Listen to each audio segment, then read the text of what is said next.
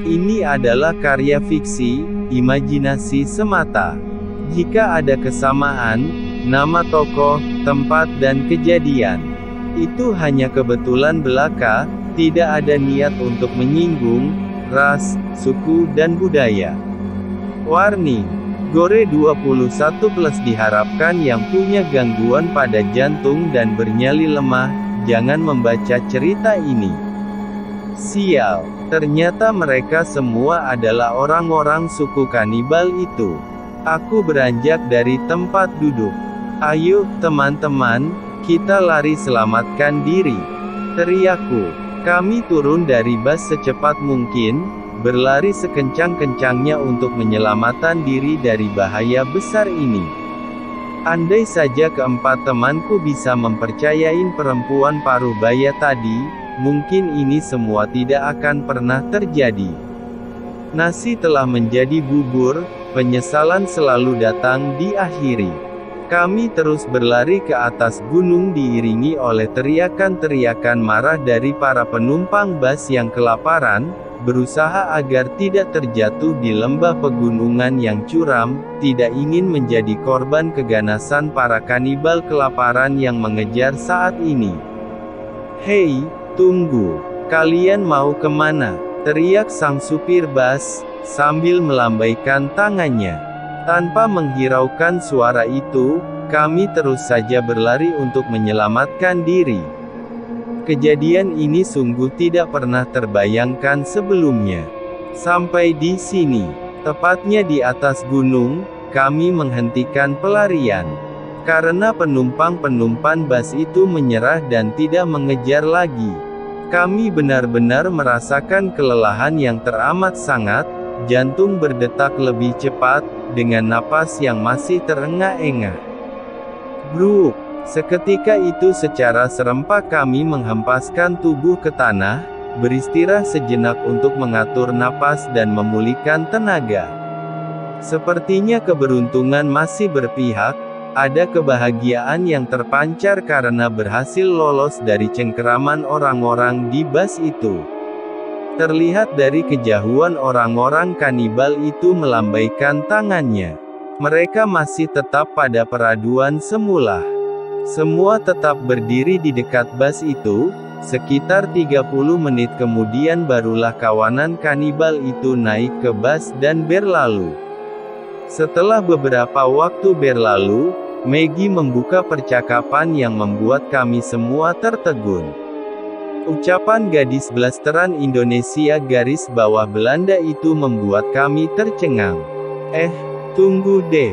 Menurut kalian mereka mengejar kita gak sih tadi? Tanya Maggie pada kami berempat. Mana aku tahu. Yosua teriak lari. Ya, aku langsung lari, jawab Bella. Untuk beberapa saat kami terdiam, saling menatap satu sama lain. Jika orang-orang itu benar-benar mengejar kita, mana mungkin mereka tertinggal jauh dan masih berada di dekat bus. Tanda seru petik 2, sambung Maggie lagi.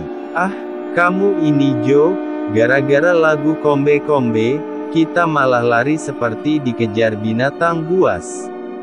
Ucap Martin kesal. Sepertinya mereka semua menyalahkan aku dalam pelarian ini. Apa mungkin kejadian di dalam mimpi membuatku berhalusinasi? Kombe-Kombe. Kunaro, Aro Ambe. Ujar Robert, dengan suara parau di balik telingaku. Ia mencibir seolah mengejek. Aku hanya terdiam, semua teman-teman menyalahkanku. Hal ini membuatku semakin terpojok. Sudah, jangan saling menyalahkan. Sekarang yang harus kita pikirkan ialah, kemana tujuan selanjutnya.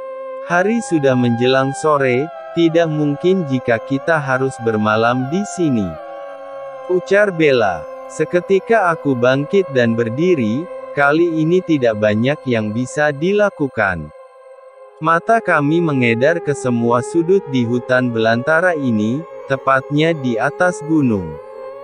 Dari ketinggian terlihat di kejauhan titik putih seperti gumpalan asap. Ternyata hal itu juga dilihat oleh Martin. Teman-teman, coba lihat itu, ucap Martin sambil menunjuk titik putih seperti asap itu.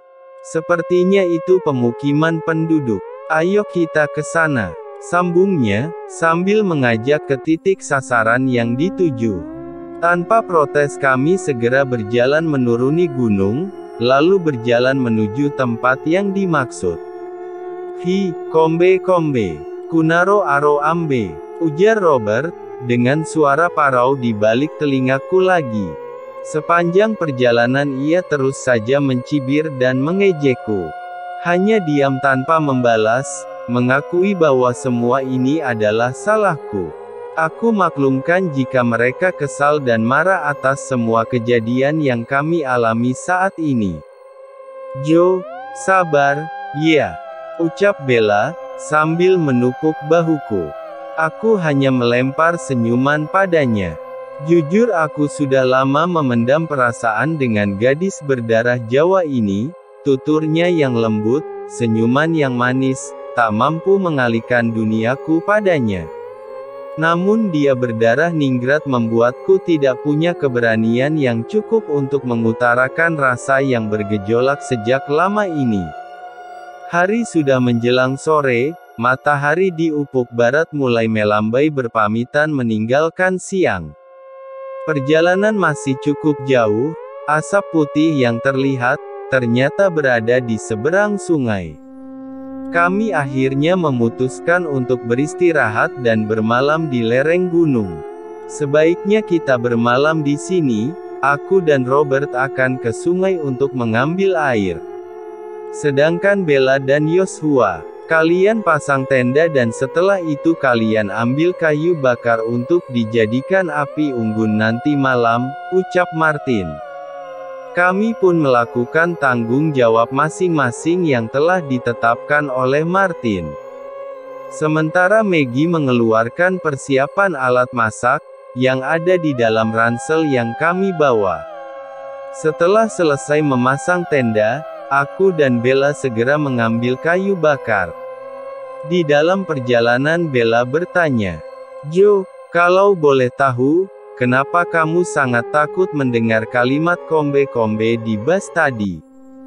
Tanya Bella, padaku. Sambil mengumpulkan kayu bakar, aku melirik ke arah Bella.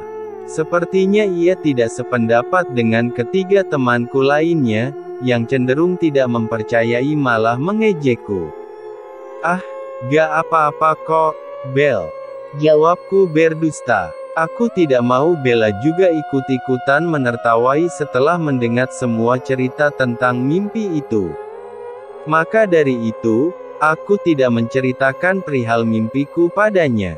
Aku tidak akan menertawaimu Jo, seperti teman-teman kita yang lainnya, ucap Bella, ia seolah membaca pikiranku. Ada kesungguhan di mata Bella, tak kala ia mempertanyakan perihal mimpiku. Di dalam mimpi, nyanyian itu diserukan oleh suku kanibal, saat mereka mendapatkan buruannya, yaitu, manusia.